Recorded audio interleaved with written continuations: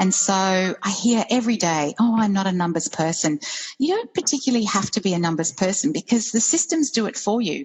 You know, Excel does it for you, Xero does it for you, MYOB does the numbers for you. It's understanding the story that numbers tell. Welcome to Jane Jackson Careers, a podcast that takes your career to the next level. Here's your host, Jane Jackson, author of Amazon Careers bestseller, Navigating Career Crossroads.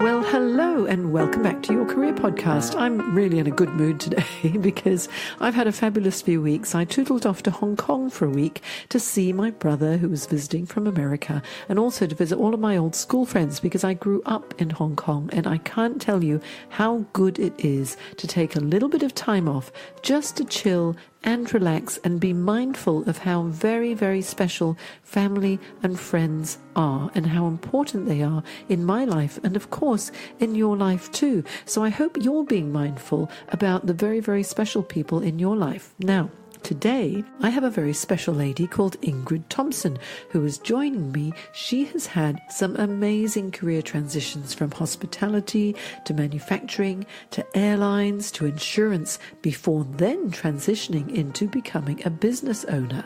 Now, she is a business mentor, coach, author and founder of Healthy Numbers, and also host of So You Want to Start a Business? Podcast. She specializes in small business startups, helping them to set solid foundations while ensuring they are under no false illusion about cost and commitment, because it's not easy to start a business, all right? Now, she has a particular passion for working with health and well-being professionals because they're extremely good at what they do, yet they rarely have the opportunity for business acumen training and education. So listen to this interview and learn exactly what is involved and how to take that crucial first step, plus what are the common mistakes most people make when they're just starting out with their own business and how to avoid them. And welcome, Ingrid, to the show. Hello, Jane. Thanks so much for having me on. I've been so looking forward to this. Yes. Oh, so have I. We've known each other for a few years now, and I've been admiring the way that your business has grown and also all the transitions that you've been through. So I thought perfect person to come on the show. And of course, we'll talk about your book a little bit later on because I actually use your book in and recommend it in some of my workshops, which is thanks. Cool. Yeah. Thanks so much, Jane. Yes. Well, here we go. Women empowering women. It's very nice to support each other as well. And your business is such an interesting one. We'll find out about that later on in the interview. But how about, just to kick us off, Ingrid, because this is all about career transitions and career aspirations and career management. Let's find out, what were your career aspirations when you were a little girl? Well, my mum used to say, if we were anywhere near at the university, she used to say, now, when you grow up, you're going to go to school and you'll finish school and then you'll go to university. So that was just sort of, it wasn't drummed into us, but there was this expectation that we would go to university. I learnt German at high school because science books were written in German, and so therefore I was obviously going to study science. But personally, I have always had something to do with maths. And I love jigsaws. And I remember thinking, wouldn't it be fantastic to be able to do something with jigsaws? And but I've obviously liked processes because I can remember standing at the bottom of David Jones in Brisbane, and there was a maker of donuts, and the dough used to go in the back and the thing used to plop down and it used to go around on the trolley, and then something would turn it over in the fat. And I used to quite like watching the process. So I think somewhere along the line, I don't know, something to do with maths or processes or, yes, that's sort of my aspirations was around that sort of thing. Solving puzzles. Solving puzzles. Obviously, you are a problem solver, a natural problem solver. And then how did things progress? Well, how things progressed, I took a gap year in the 70s because I finished high school, and it was a family responsibility. I went to look after a sick relative for a year. So I took what I call a gap year, and then I travelled when other people weren't really doing that. So I came back to Brisbane with this idea that I would just spend the rest of my life traveling. And so it was very difficult to settle down into study. And so I got a series of jobs, and I moved jobs a few times, which everybody said was crazy at that stage. Like people didn't swap jobs. But I had a job in the bank, and for my 21st birthday, I was invited to have morning tea with the Queensland General Manager, because that's what happened when you turned 21 in the bank. And then I was travelling again. I had an extended holiday, and I quit my job while I was away. And people said, "What are you doing?" No one quits a bank job in what was then the 80s. But I enrolled to study because, there's always this kind of, maybe I should do some sort of study in the background. And then one day I was working at the Sheraton Hotel in Brisbane. So it was one of the first 4-star hotels to come to Brisbane. And I got a job there working in the payroll department, the accounts department, and I was studying part-time accounting commerce at the same time. And the more I came to understand about hotels, the more I just loved it. It's customer service, it's internal customers, external customers, satisfying people's needs. And the general manager lived in the hotel. And I thought, man, that would be the best job in the world. If I could have a general manager's job in a hotel. I could live in a hotel, and he had the best apartment in the hotel. So with that, I knuckled down to my studies, and and I finished my degree. And the rest of it sort of then actually what I did was I stopped working and finished my degree full time, because I couldn't continue to work part-time and study. So that's sort of how that, and it was that desire to be the general manager of a hotel, which I never actually became, but it was that sort of triggered my need to finish my studies, because I'd been dithering. I'd sort of half-hearted and barely scraped through my exams. I'm sure my mother and father were beside themselves with anxiety about what on earth was I going to amount to. Well, this is the thing, like if there's no impetus or no reason to complete something, it's very easy not to, and just to stop. But because you had this goal of, okay, I've got the GM in my mind already, and in order to get there, I better get qualified. That was good that it made you finish your degree as well, which has obviously augured well for you, in the future too. But it sure did. You've actually worked in a number of different industries, and your career has progressed very interestingly. So, because after working in hospitality with the Sheraton, then you worked at Qantas in airlines, and you ended up in insurance with IAG. So tell me, after you graduated, is that when you joined Qantas? No, I was working in manufacturing. So I worked for CSR, which was CSR Sugar at the time. I was in sugar, and then I moved across into building materials. And I honestly think I think this gave me such a good grounding in business. The Sheraton gave me good understanding of how processes and systems can work worldwide, because everything we did at that Sheraton was the same as 400 Sheratons around the world. And you could take someone from any of the hotels and drop them into another hotel. And so I was really taken with that idea of things worked everywhere. And then I went to work for CSR, which was manufacturing. And there was one division of CSR I worked for called Gyprock, and we knew virtually to the minute how much money we were making, because we were analysing the data, we were filling in spreadsheets, we were measuring what we were doing. And I think that gave me such a huge appreciation for how important accounting, and the management accounting particularly. I was never really very good at the rules and regulations of financial accounting, so I was never an accountant who did someone's tax return. In fact, I've never done my own tax return. But I get the idea of measuring and counting and calculating the profitability, how much the expenses are, what happens when you tweak this and move that. And that's what that gave me. And it was after CSR that I went to Qantas. And I went to Qantas to actually merge their profit and loss, and when they merged with Australian Airlines, the profit and loss and balance sheets. And that takes me back to the jigsaw and the problem solving, because when I went for the interview, I think the reason I got the job was because I was the only one that was actually interested in doing the work. I think Qantas was such a, aspirational company to work for, but the two accountants that I was speaking to in my job interview, we talked about what it was going to be like to pull together this profit and loss and balance sheet of these two huge companies. And I think that's where I got the job. So that sort of cycles back to that whole problem solving jigsaw. Yeah. Actually, pulling together all the different skill sets that you learned through your career up to that point, and being in hospitality, obviously customer service and understanding what people want is so important as well. And obviously the process. And actually it helps you with your role now as, you know, a business advisor and a business coach, because if someone can set up systems and operational procedures, and there's a manual that you can hand to someone and go, okay, I'm going on holiday now, or I'm off now, or I'm going to sell the business now. This is what you can do. I mean, it's how franchises work. So what a good grounding for you as well.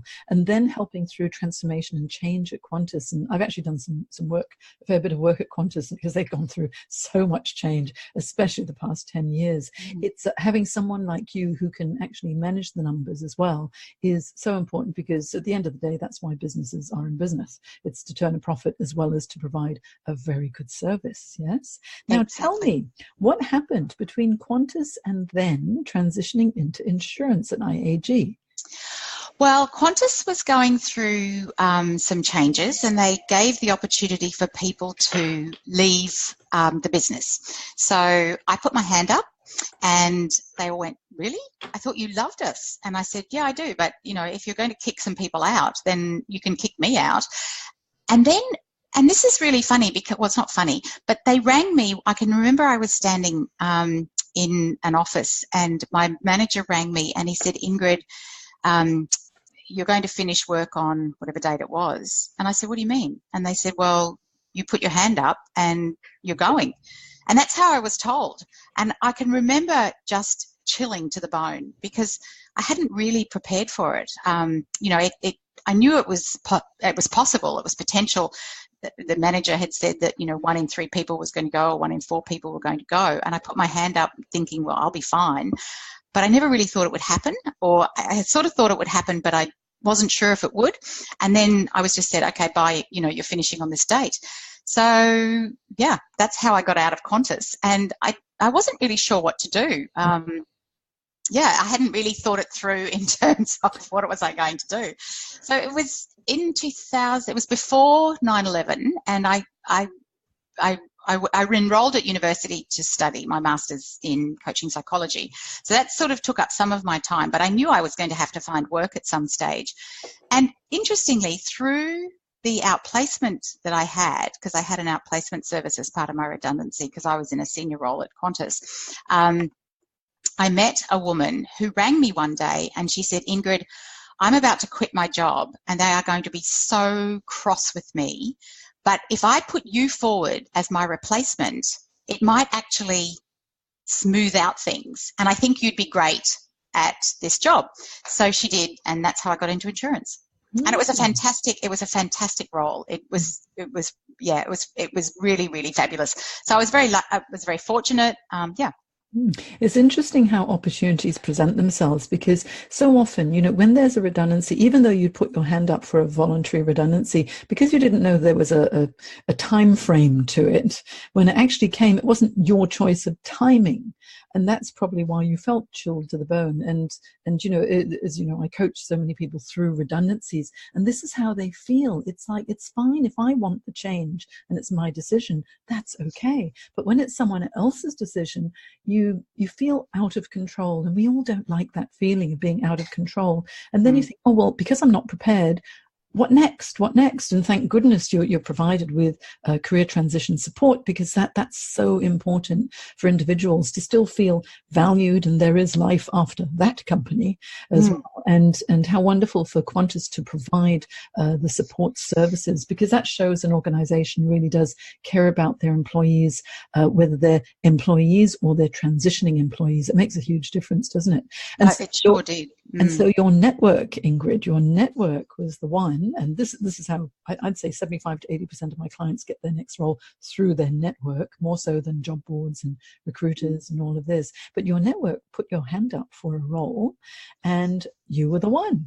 Mm. Mm-hmm. I mean, I still had to be the person they wanted. I still had to have the skills and the experience and the energy and the wherewithal to actually get that job. But it was a beautiful opportunity, and it was a lovely role because it was IAG when Mike Hawker had just taken over, and they all just wanted to be like Mike. Mike had a sort of a football history, and then he came in as a CEO, and it was a middle management leadership program. And it was absolutely beautiful. It was a year-long program. We ran workshops. We had coaching in between. And so many people said to us, there's so much disruption going on in this company right now. This leadership program is the only thing that's holding us together. And I worked with a tremendous fellow called Dennis McIver, and he and I ran those workshops. And I was the energy, the effervescence, the enthusiasm, and he was the sage professorial wisdom in the duo. And that was a fantastic year. It really, and I know we impacted so many lives. So that was a real blessing to have that role. Mm. I mean, IAG is such a wonderful, wonderful company. And Yes. You were in a learning and development role there initially. Yes. Yeah. How did you enjoy that? I loved it. Just loved it. That was, I think to be able to impact people is the thing that's so important. Mm-hmm. But I ended up being turfed out of there as well. That just one day I was called in and said, the role's finished. We're not rescinding your it was a contract, and I guess I didn't manage that particularly well. So a lesson learned there for people who are on contracts. I presumed that the leadership program would continue, and somebody new came in, and they had people that they had worked with in the past, and so they said, "Thanks very much, Ingrid, but we'll finish you up." And that was a real shock as well, because I hadn't seen that coming. And this is what happens so often when you have new leadership, new management, and if they've got a vision in mind and they've got certain individuals that they'd like to bring on board, it isn't always fair. It doesn't feel fair, and it feels like, hey, I've been doing a really good job. But the problem is with contract roles, though, it's usually a project that you're working on. Once the project's done, if they're not going to extend and put you on the permanent payroll, then you will be the first one who moves on. However, with all of your moving on and transitioning, obviously you have developed a very high level of resilience and self-reliance. Yes. What would you say is the key to developing the resilience to withstand the changes? That's such a good question, Jane, because as a human being, I actually take things really personally. So I could say not to take it personally. It's just a numbers game, but I know that's a glib answer, because as a human, that's one of the things that I do is I take it very personally. And that particular incident I did take much more personally than Qantas, because Qantas was a numbers thing. 1 in 4 people were going. I put my hand up, and so therefore, but this transition was much more difficult to cope with. And the time came for me to go, and I had to go. But in terms of resilience, I guess it's a belief in myself that I have the skills, the abilities. I developed a really interesting practice at Qantas that I still use today, however many years later, heading towards 17 or 18 years later. And every Friday we used to have to put in a report to the manager about what we were working on. So in the role as an organisation development person, I had projects across Qantas, working with different airports, working with the different divisions. And every Friday we had to fill in a sort of where are we up to report. I still do that. I do that now. Like, I do my Friday where are we up to report. And at the end of a quarter, I list my achievements for the quarter. So on those days where I just want to come home and lie on the floor and cry, or because sorry, maybe no one else does. Maybe I'm the only one that feels like that. But on the days when I just don't feel like I can carry on, then I go back and I go, you know what? I have the skills to carry on. And all right, so maybe things aren't really going to work out the way I wanted them to, or they haven't worked out the way they wanted to, but they will eventually. And, Jane, I did the census one year because I needed to earn money. So I enrolled to be a census, knocking on doors, handing out the census. I've marked HSC school papers. I have done jobs to earn money that maybe other people wouldn't do, because I have this idea that once you create the energy, then it allows you to get the next step. And there's something that goal striving about having actions and achieving them and moving forward, that ability to keep moving. And sometimes you just have to do what you might not want to do. Yeah. And I've always had really good friends and family around me as well. And I know that's not everybody, but, I have had a lot of really terrific family support and friend support. But resilience comes from yourself. It truly does. I 100% agree. Having the people around you, it's nice to have energy to draw upon when needed from positive people who really want you to succeed. But at the end of the day, you really have to take care of yourself. And it sounds like you never, ever have a victim mentality, which is so important, because sometimes people think, oh, what's the point? It's going to happen again, or there'll be another change, or there'll be a redundancy. But you know what? The resilience that you have developed over the years, and also that corporate experience, and being able to put together all the pieces of a puzzle to make it work, has worked so well for you to transition into entrepreneurship. And now you've set up this wonderful business, and I have your wonderful book in my hot little hands. So you want to start a business. Okay, fantastic. And your business is called Healthy Numbers. So tell me the story. You decided to transition into entrepreneurship. What was that spark of inspiration? Well, there was two transitions really. So one started by accident. So because I had an accounting background, such a good friend of mine that I had met the very first day I came to Sydney, and I had worked with her at CSR. She had been working in a company, and she rang me and she said, Ingrid, could you come and do our bookkeeping? I said, bookkeeping? I said, do you know how long it is since I've done any kind of accounting? And she said, but you have to be better than what we've had in the last few months. We've just had this series of hopeless people. So I thought, wow. So I rushed out and did an MYOB course, because really MYOB was the only thing at the time. So I rushed out and did an MYOB course, and I started doing their bookkeeping, and I loved it. I thought, oh, wow. And then I started meeting other people who were in small business. I thought, oh, maybe small business is a thing that I could do. And people started saying, Ingrid, could you come and do our cash flow? Ingrid, could you come and help us with our bank reconciliations? Ingrid, could you come and do, because I said to them, I'm doing bookkeeping at this particular business. And so I kind of just responded to what people needed. But at the back of my mind, I had this idea for a sleepwear product, beautiful cotton, nighty style sleepwears. And so I thought maybe I could start my own business making them. So I did. And I designed the pattern, and I got the patterns made, and I bought the fabric, and we went to the markets every week, and I hardly sold any. People would come. Why was that? I don't know. I actually don't know. People would touch them and try them on, and they would say how lovely they were, and then they would say they were too expensive. And because I was making them myself, and then they wouldn't pay the money. And then I met Peter Alexander, who at that stage was in his early days of making his pajamas and sleepwear. And he said that they couldn't make it viable in Australia. They had to go offshore to China. And I thought, I haven't got the wherewithal to run a business where I make sleepwear offshore. And so I do believe if I did that now with Instagram and things, I probably could have made that a successful business.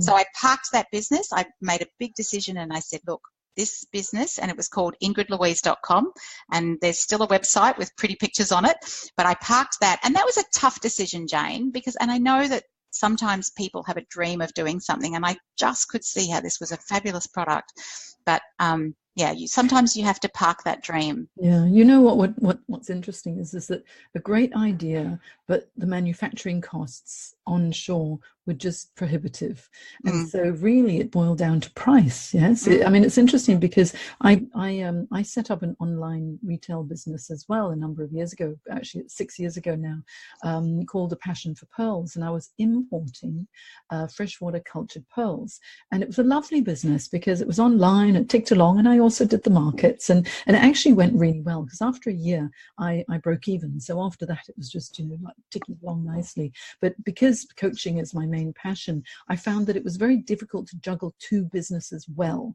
and so one was sort of floundering a little bit because I didn't put the time and the effort and the love into it. And I realized it's such a nice business, when I put time and effort into it, it worked, but when I didn't, it would just stagnate. And I realized I needed someone to look after it. And so the good thing was putting together the processes so that someone could run with it and know where the suppliers were. I was able to package it up and sell it. So in February 2014, I sold the business to a lovely lady who went through a redundancy at the age of 50, thought, I've had enough of the corporate life. I've been following your pearls for quite a few years now. I love your products. I saw a Facebook post. You said you're selling it. Can I buy it? And so we did our bit of negotiation and I sold it to her, and she runs it now, which is so lovely. But that was an interesting process to set up a business from scratch, build it up, realize it's not my main passion, because coaching is my main passion. And you have to make a choice sometimes. Some people can juggle everything. I'm just not that great a juggler. Too many balls makes me feel a little bit exhausted. And it was good to be able to do that with the processes. But sometimes you just have to take a step back, because otherwise you end up burning yourself out. So your business grew, Ingrid. It did. Grew into healthy numbers. It so did. Tell me about healthy numbers.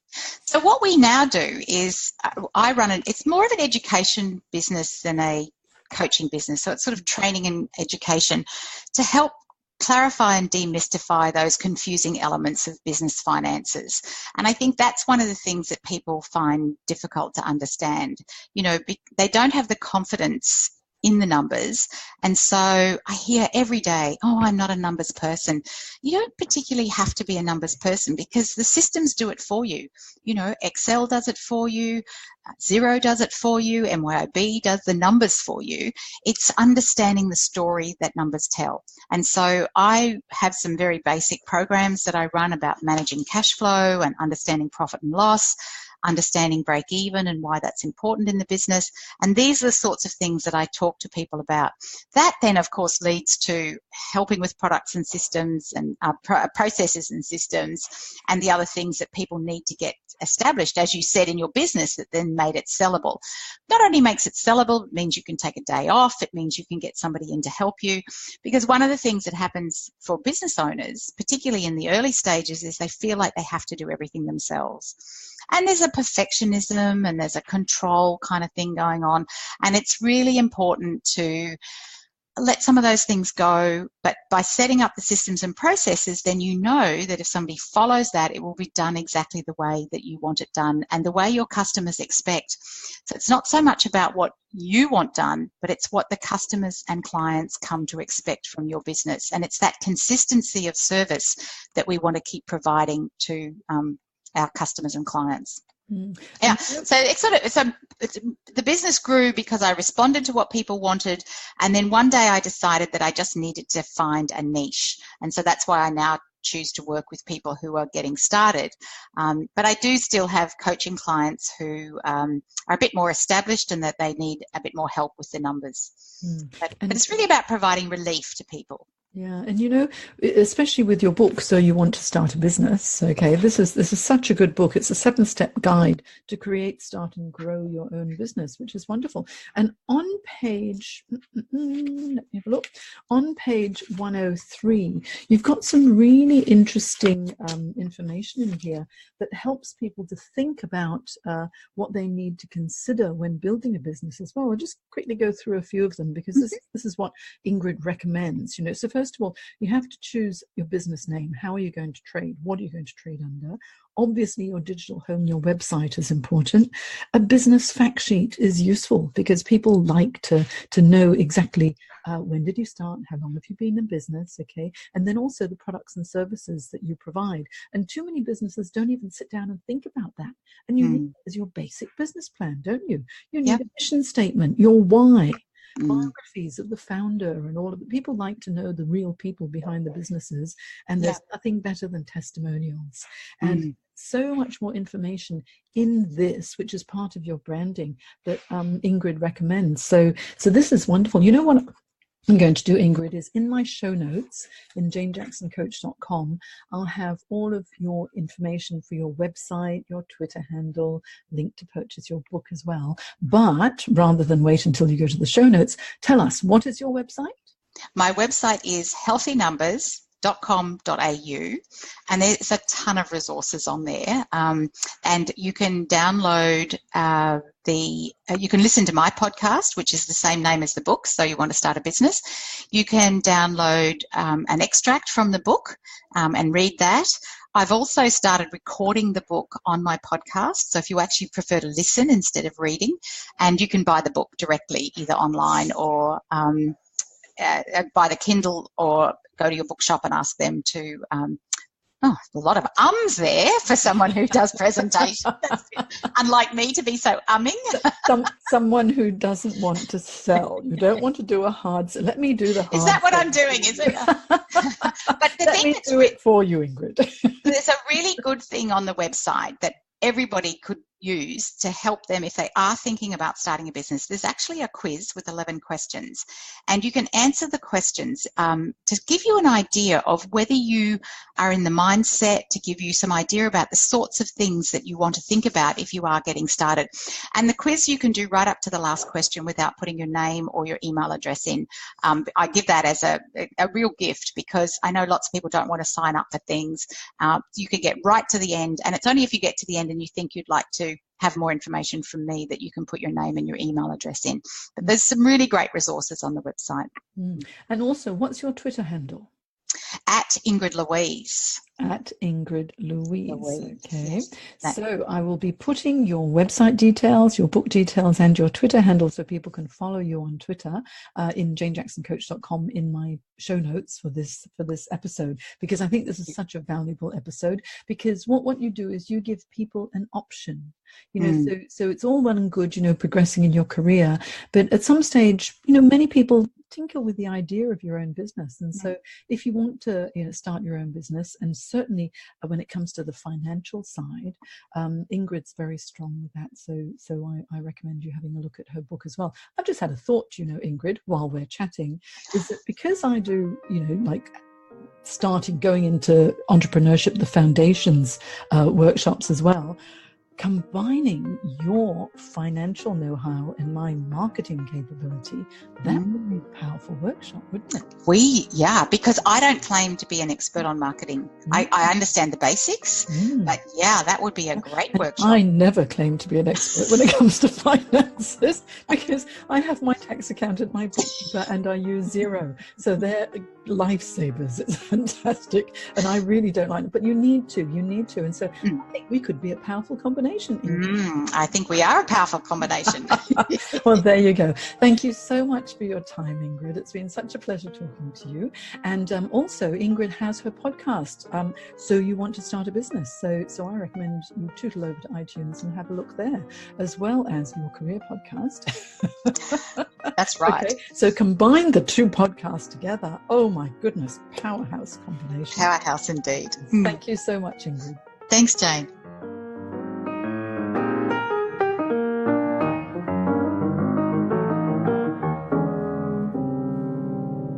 If you enjoyed this podcast, look for Your Career Podcast on iTunes and leave a review.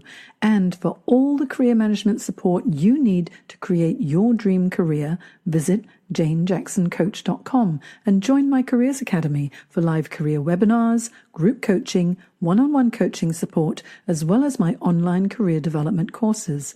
Isn't it time you found your dream job? You've been listening to Jane Jackson Careers.